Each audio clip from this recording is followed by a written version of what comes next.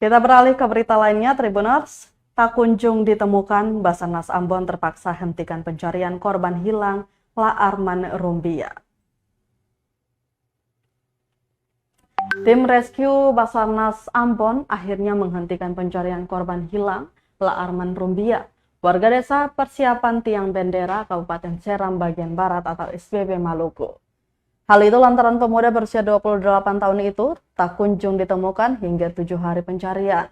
Kepala Basarnas Ambon M. Arif Anwar menjelaskan, tim Basarnas Ambon mulanya telah berusaha mencari korban sejak pukul 7 pagi dengan bergerak menuju sejumlah titik koordinat. Menggunakan rigid buoyancy boat atau RBB, pihaknya juga telah melakukan pencarian sejauh kurang lebih 27 nm arah timur Pulau Manipa.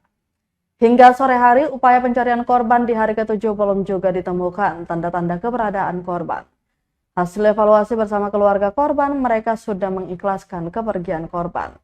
Diberitakan La Arman Rumbia, warga desa Persiapan Tiang Bendera, Kabupaten Seram bagian Barat, dikabarkan hilang saat melaut.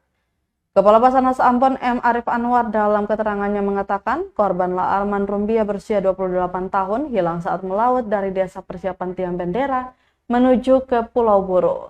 Korban dilaporkan hilang sekitar perairan Pulau Manipa. Dijelaskan, korban pada Minggu 21 Januari 2024 bertolak menggunakan perahu ke Tinting sekitar pukul 5 pagi.